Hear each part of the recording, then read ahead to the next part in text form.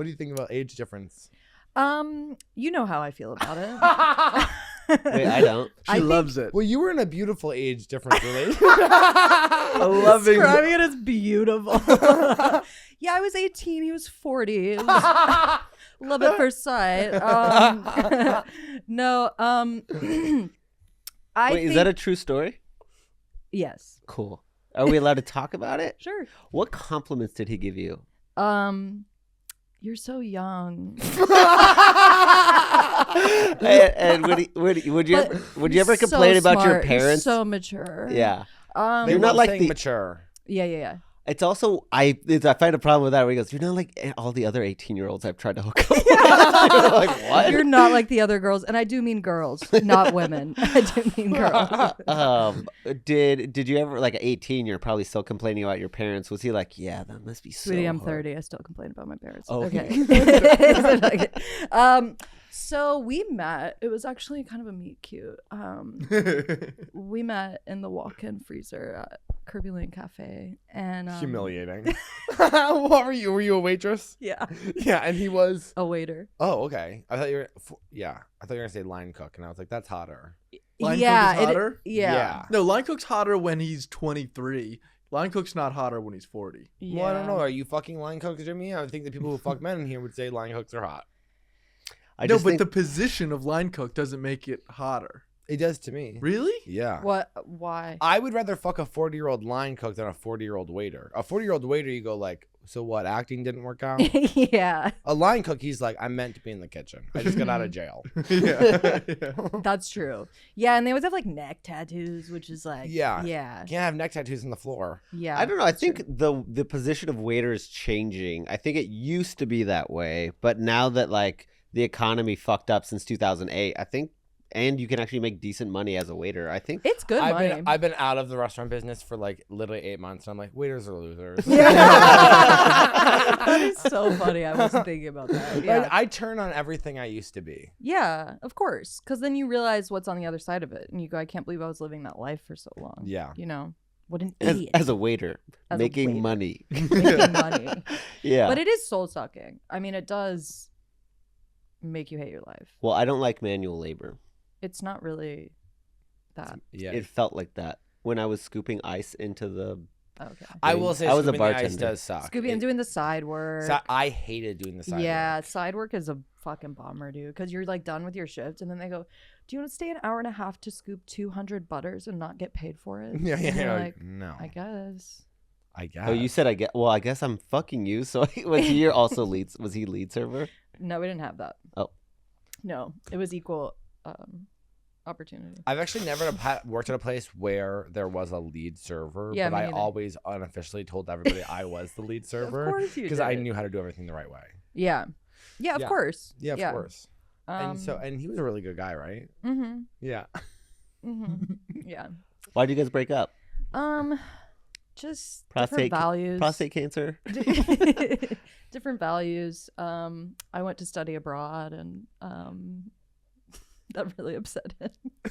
That upset him? Yeah. Oh, you were still in.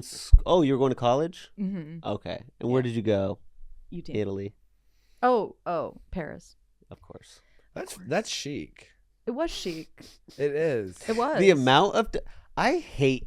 He's so fake. If you weren't you, he'd be like, ugh, I hate the French.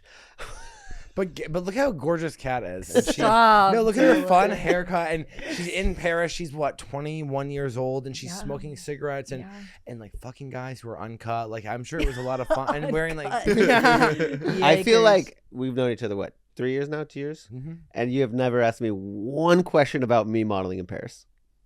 Wait. Yeah, but you didn't have banks.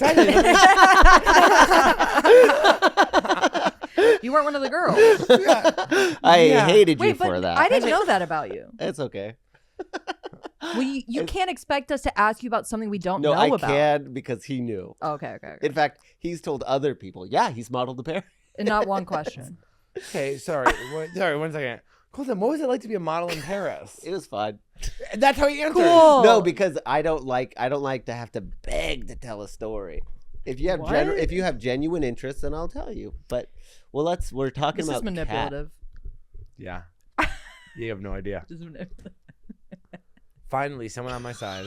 Finally, someone on the podcast is on my side. Of course you brought Cat in to destroy me. You want to push me over the edge. You want me to relapse after my 4 days sober. No, do not. The fake days just keep going. He's like, it's so many different days. It was 3 days. He's had the dog for 2 days, but now he's been sober for 4 days. I have time blindness. When does it felt like I have a question. Yeah. We literally last night we're talking, and he said something about like, the drinking. He go, the hard part about your drinking is just the constant lying about it. And he was like, we laughed, and he was like, I know, and I wish that when we're on the podcast and you start to lie about your drinking and how you're sober, I wish that I had the grace to not call you out on camera. No, I appreciate you calling me out. The problem that you have is that you think you know, but you don't ask any questions. So I go, well, I can lie to him because he's not going to ask any questions. He's just going to assume. It's not healthy. No, it's addict behavior. Everything about what I'm going through right now is pretty sneaky stuff. You feel sneaky. Yeah. I feel sneaky. You feel sneaky. Even this dog situation feels sneaky. It is kind of. It does feel a little sneaky. All of a sudden, Colton just showed up with a dog. It seems like a cry for help. A cry? Big boys don't cry. And yet there's tears streaming down his face. No, I was quoting the song. Boys Well, you have a lot of don't cry. experience dating older men. Yeah. Did you meet any in Paris? No, I was dating the Chloe model.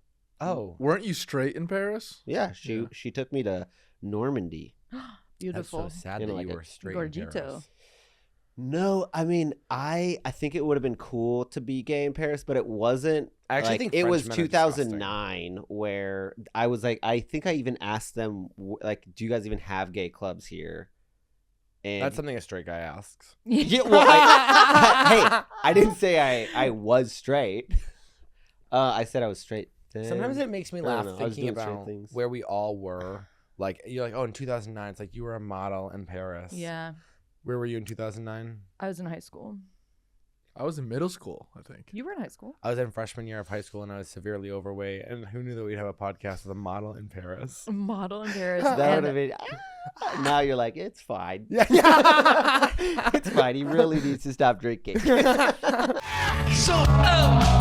is bad. Some of this is bad. Some of this is bad. Some of this is To drag out horse. No,